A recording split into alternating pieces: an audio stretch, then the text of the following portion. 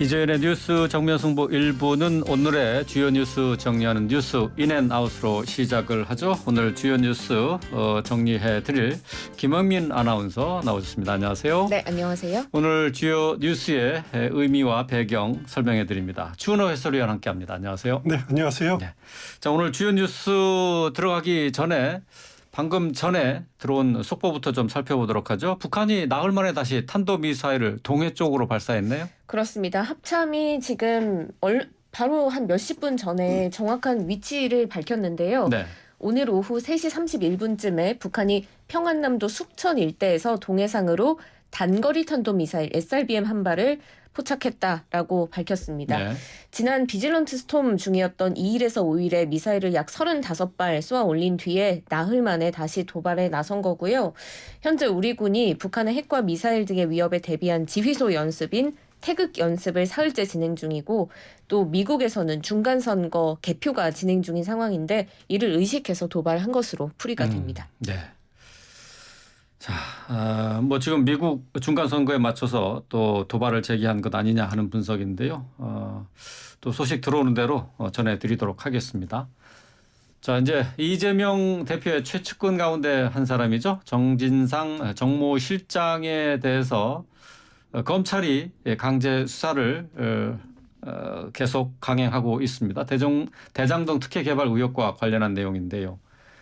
자, 오늘 압수수색이 이어졌죠? 네, 그렇습니다. 서울중앙지검 반부패 수사 1부가 오늘 오전에 정 실장에 대해서 부패방지법 위반 또 특가법상 뇌물수수 등의 혐의를 적용해 자택, 당대표 비서실 등을 동시다발적으로 압수수색했습니다. 먼저 정진상 정무조정실장이 구체적으로 어떤 혐의를 받고 있는지 뉴스인 부탁드립니다. 예, 정진상 실장은 그야말로 이재명 대표의 측근 중에 측근 아닙니까? 네. 그렇기 때문에 검찰 수사가 어떻게 되는지가 아주 초미의 관심인데 일단 압수수색 영장에는 죄명이 기재가 됩니다. 여기에 크게 두 가지가 기재가 됐는데 하나는 뇌물 그리고 다른 하나는 부패방지법입니다. 그러니까 김용 부원장 경우에는 정치자금법 위반 혐의로 이렇게 그렇죠. 기소됐는데 네. 그것과는 상당히 좀 다르죠. 뇌물죄는 직무 관련성이 있어야 됩니다. 그리고 대가성이 있어야 됩니다. 그러니까 공무원이 자기의 직무와 관련된 청탁을 받고 이에 대한 대가로 금품을 받거나 요구할 때 성립되는 그런 죄거든요. 또 부패방지법은 공직자가 업무 처리 중에 알게 된 비밀을 이용해서 재산상 이득을 볼 때 그럴 네. 때 적용이 되는데 검찰은 지금 정진상 실장이 이른바 이제 대장동 팀 민간 사업자들로부터 2014년부터 20년까지 1억 4천만 원 정도 받았다 이렇게 보고 있지 않습니까?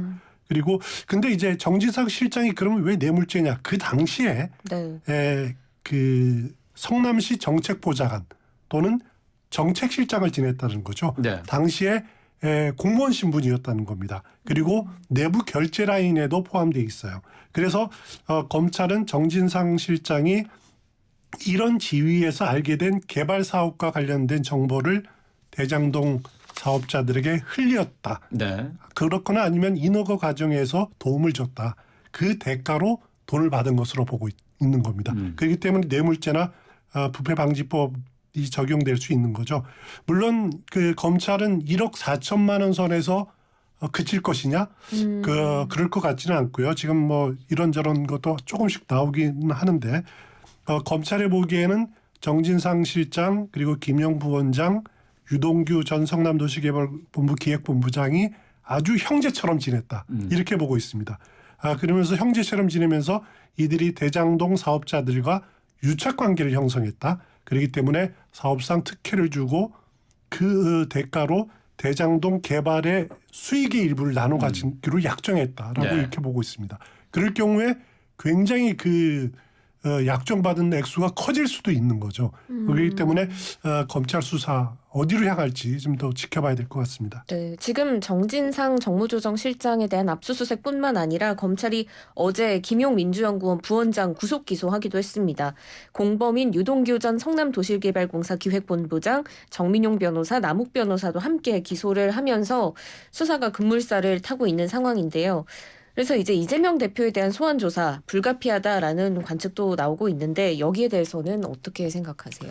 일단 이재명 대표에 대한 소환 조사를 지금 말하기에는 이를 겁니다. 검찰 수사가 그 정도까지 진행이 됐는지는 아직 저도 뭐 수사 내용을 잘 모르니까 명확하게 말씀을 네. 드리기는 어렵습니다만 결국 밖에서 보기에는 그래도 이 수사가 결국 이재명 대표를 겨냥한 것 아니냐 이렇게 추측을 할 수밖에 없는 여러 가지 요인들이 많습니다. 왜냐하면은 이재명 대표가 성남시정 시절부터 재직 아주 최측근이었던 왼팔 오른팔이었던 정진상, 김용과의 연관성만이 규명이 된다라면은 검찰 수사 과정에서 그러면 이재명 대표의 소환 수사도 가능하다라고 볼 수밖에 없는 거죠. 그런데 어제 김용 부원장을 검찰이 기소하면서 이재명 대표를 수십 차례 언급을 하긴 했습니다. 하지만은 어디에도 공범으로 적시하지는 않았습니다.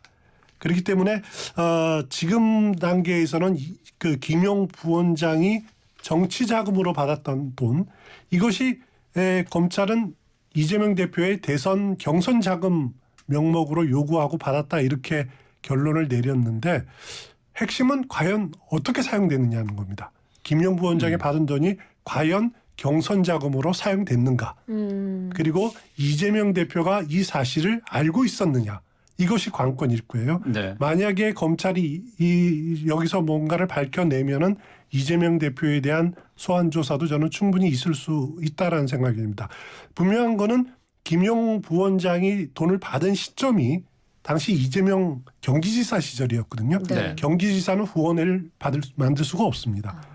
물론 이제 선거 임박해서는 만들 수가 있는데 그러니까 정치 자금을 모금할 법적 근거가 없다라는 거죠. 그렇기 때문에 이 만약에 경선 자금으로 사용된 게 확인된다라면은 이재명 대표도 여기에 그 조사 대상에 포함될 수가 있다라는 거죠. 하지만 지금 검찰 수사가 어느 정도 진행이 됐는지 이 돈의 사용처에 대한 수사가 어느 정도 진행이 되는지를 알 수 없는 상황이기 때문에 이재명 대표의 소환 조사가 임박했다 이렇게 말하기에는 좀 대단히 조심스럽다 이렇게 말씀드릴 수 있습니다. 네.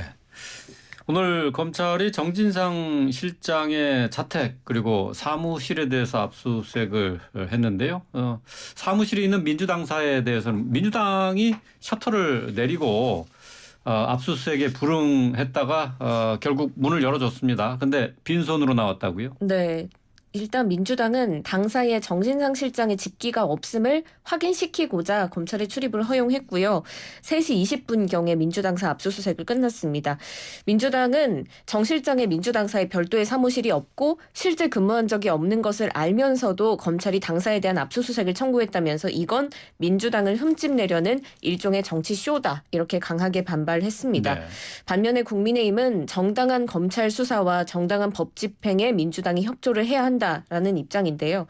검찰의 민주당사 압수수색 어떤 의도가 있었다고 보세요? 검찰 압수수색 대상이 오늘 3곳이었습니다. 한 곳이 정진상 실장의 자택, 집하고 그 민주당사에 있는 당 대표 비서실. 이거는 이제 압수수색 영장에 아마 정진상 실장의 사무공간 뭐 이런 표현이 되어 있을 거고요. 네. 그리고 국회 본청에도 당 대표의 비서실이 있습니다. 네. 여기에 정진상 대표의 실장의 사무공간 이렇게 3곳이 대상이었는데 압수수색은 당연히 판사의 영장을 집행하는 거죠. 그리고 범죄 혐의에 대한 증거 자료를 확보하기 위한 강제 수사 차원인데 일단 자택에 대한 그 압수수색에서는 검찰이 아파트 내부 그리고 지하 주차장 CCTV 그리고 차량 출입 내역 이런 것들을 확보했다고 합니다. 그 말고 이제 다른 것도 확보했겠지만요.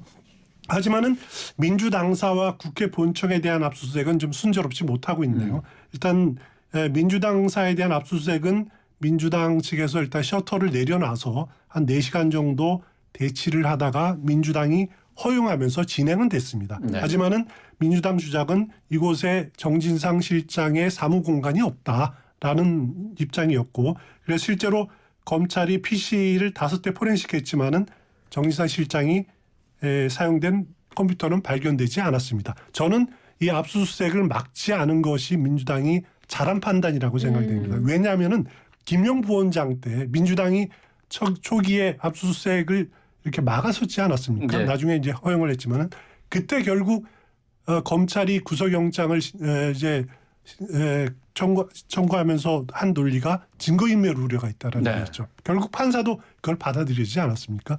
마찬가지의 그 상황이 될 수도 있었는데 민주당이 압수수색을 허용한 것은 잘한 변명한 판단이라는 생각이 들고요. 근데 다음에 국회 본청에 대한 민주당 대표 비서실에 대한 압수수색 역시 제대로 진행되지 않고 있습니다. 네. 이거는 누가 막아서 그런 게 아니라 검찰은 입법부에 대한 압수수색이 좀 아무래도 부담이 있지 않겠습니까? 그래서 국회의장 측에 이제 면담을 요청을 해서 상황을 설명을 하니까 의장 측에서는 국회 본청이 가진 상징성을 고려해서 이미 제출하는 것이 어떻겠느냐라고 의견을 제시했습니다. 그러니까 검찰 수사관은 압수수색 영장을 집행하지 않고 아직까지 대기 중이다 이런 네. 보도가 나오는데 어떻게 진행될지는 좀 더 지켜봐야 될 것 같습니다. 이런 이제 압수수색에 대해서 민주당 흠집내기다. 이태원 참사 국면 전환종이다. 이렇게 당연히 검찰을 비판하고 있었고요. 반면에 국민의힘은 검찰 잘한다. 그리고 민주당과 이재명 대표는 검찰에 수사하라. 수사에 협조하라. 이렇게 검찰을 응원하고 있습니다. 네. 어제 대통령실에 대한 국정감사가 있었는데 이 자리에서 참모들이 나눈 필담이 언론 카메라에 포착이 되면서 한바탕 난리가 났죠? 그렇습니다.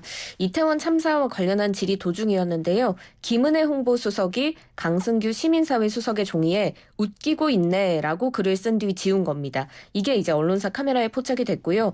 이때 당시에는 강득구 민주당 의원이 김대기 비서실장과 김성한 국가안보실장에게 이제 대통령실이 이태원 참사 때 제대로 대응했느냐라는 문제를 놓고 질의하던 상황이었습니다. 그런데 그 앞선 상황을 살펴보면 필담이 공개되기 전부터 이수진 민주당 의원이 대통령실 관계자들이 부적절한 답변 태도를 보이고 비웃듯이 큰 소리로 웃는다라고 항의를 하기도 했고요.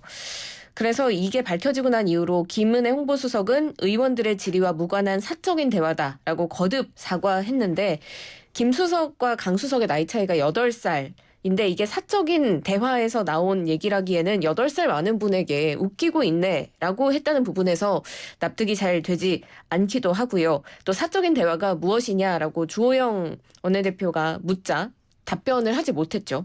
그래서 회의가 결국 2시간여 동안 정회됐다가 오후 8시 30분경 두 수석이 회의장에서 퇴장된 뒤에 속개가 됐습니다. 일단 국정감사장이라는 굉장히 공적인 자리였고요. 이태원 참사의 원인을 규명하는 엄중한 순간이었는데 굉장히 부적절한 필담이었습니다. 어떻게 보셨는지 뉴스인 해주세요. 그건 뭐 누가 보더라도 이해 안 되는 대목 아니겠습니까? 네. 일단 대통령실에 대한 국정감사는 당초 11월 3일 열릴 예정이었었죠. 그런데 이태원 참사 수습을 빨리 하라고 11월 8일로 연기돼서 다른 곳은 대부분 마쳤습니다만 운영이만 지금 늦어지고 있는데 김은혜 강승규 수석은 국정감사장에 그냥 출석한 사람들이 아닙니다. 증인 선서를 하거든요. 그 기관 증인이라고 해가지고 증인 선서를 하고 대답을 하는 자리에 있는데 그런 자리에서 이런 웃기고 있네라는 필담을 나눈 거 상식적으로 도저히 이해할 수가 없는 거죠. 두 사람에게 무엇이 웃겼는지 이거는 두 사람만이 알 것이기 때문에 별로 추측하고 싶지가 않습니다. 민주당 주장대로 이태원 참사에 대한 이제 정부의 부실 대응 그리고 책임을 묻는 그런 의원들의 질의가 웃겼는지 그렇게 볼 수도 있고 아니면 김은혜 수석의 주장대로 사적 대화를 나누다가 그게 웃겼는지 뭐가 맞는지는 결국 두 사람만이 알 것이기 때문에 네. 제가 뭐 추측하는 것은 바람직하지 않다는 생각이 들지만은요. 그렇지만은 해도 너무한다라는 생각은 들 수밖에 없습니다. 오직 했으면은 김대기 비서실장이 사과를 하고 또 주호영 그 위원장이 이들 퇴장을 명령하고 현장에서 보면은 그 민주당 의원들이 의사진행 발언을 통해서 두 수석에 대해서 강하게 비판을 하지만은 국민의힘 의원들은 아무도 방어막을 어제 치지 않았습니다. 여당 의원들도 참 한심하고 어처구니 없다. 그렇게 생각하니까 방어하고 싶은 마음이 없었다. 그런 게 아닌가라는 생각이 됩니다. 이들이 근데 문제는 국회의원을 다 해본 분들입니다. 특히 김은혜 의원 경우에는 불과 몇 달 전만 해도 국회의원 해보지 않았습니까? 강승규 수석도 국회의원 출신이고요. 또 홍보수석이라든가 시민사회 수석 이 역할은 이태원 참사를 수습하고 어떻게 정리하는 것과 업무도 연관이 돼 있는 거거든요. 이런 그 자리에 있으면서 국정감사장에서 벌어지는 일들을 명확하게 모니터하고 대책을 생각해야 될 자리에 있는 사람들인데 좀 안타깝다는 생각이 들고요. 최소한 아무리 뭐 그래도 대통령실의 기강이 이것밖에 안 되느냐라는 비판을 받을 수밖에 없을 것 같습니다. 자, 야당에서는 웃기고 있네에 발끈했습니다. 국회 모욕죄로 고발할 태세죠? 네, 진성준 민주당 원내수석 부대표는 국회 모욕죄로 고발하고 대통령실에서 인사조치도 해야 한다라고 강하게 비판했고요. 또 강득구 민주당 의원도 두 수석 파면 조치하라라고 반발했습니다. 박홍근 원내대표는 총리 농담 따먹기도 모자라 수석들의 작태와 저열한 인식, 태도가 드러났다고 비판했고 이재명 대표도 국감장이 웃겨 보이느냐라면서 전면적인 국정 쇄신을 요구하기도 했습니다. 이번 참사 이후에 책임지고 사퇴하겠다라는 의사를 밝힌 참모는 아직 없는데요. 두 수석에 대한 파면 요구는 받아들여질까요?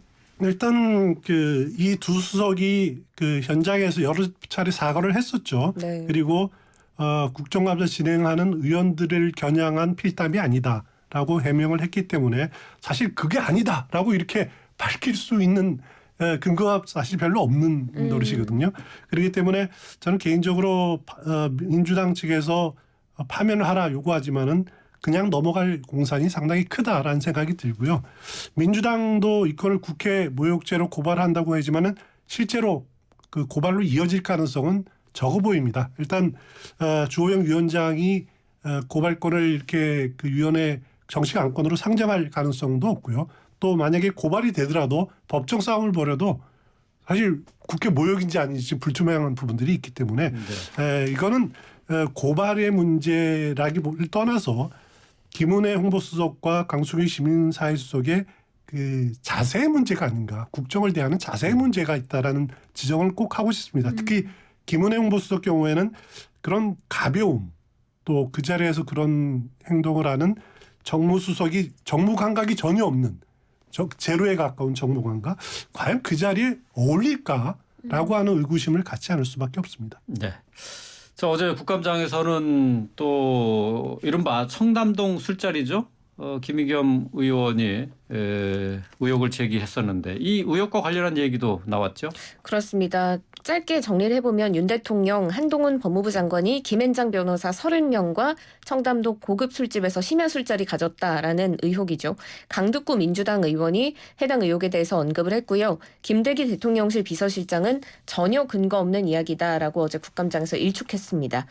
국회에서도 한동훈 법무부 장관이 여러 번 말했고 어느 술집인지 위치 확인도 못하지 않았느냐라면서 이제 부인했는데요. 그런데 지금 의혹이 제기된 날짜인 7월 19일에서 20일 윤 대통령의 일정을 공개할 수 있느냐라는 질문에는 거기 안 가셨다. 아마 사무실에 계셨던 것으로 안다. 가짜뉴스에 우리가 일정을 공개하는 게라며 구체적인 일정 공개는 꺼렸지만 사무실에 있었다. 이렇게 답변을 한 겁니다.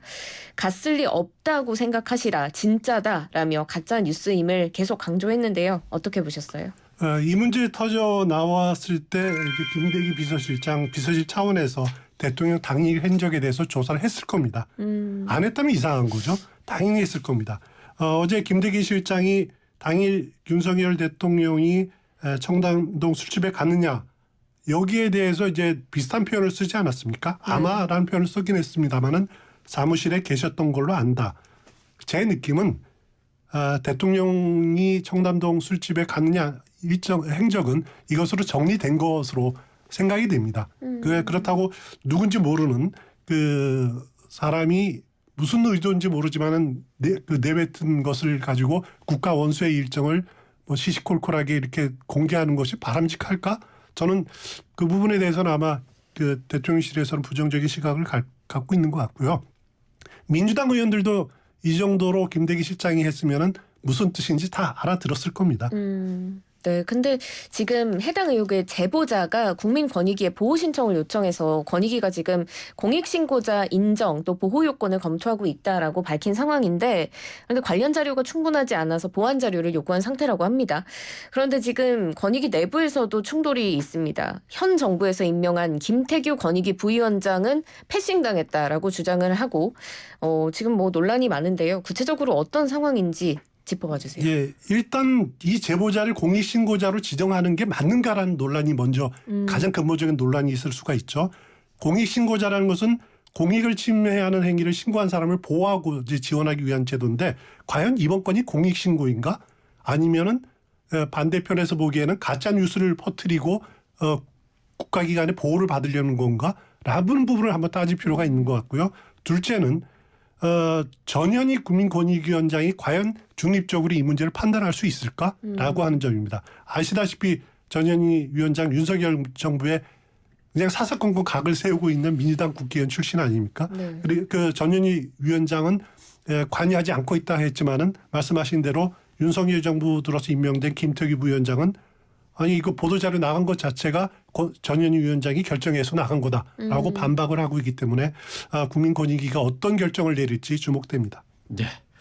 알겠습니다. 오늘 주요 뉴스 정리해봤습니다. 뉴스 인앤아웃 김영민 아나운서, 추은호 해설위원과 함께했습니다. 고맙습니다. 고맙습니다. 고맙습니다.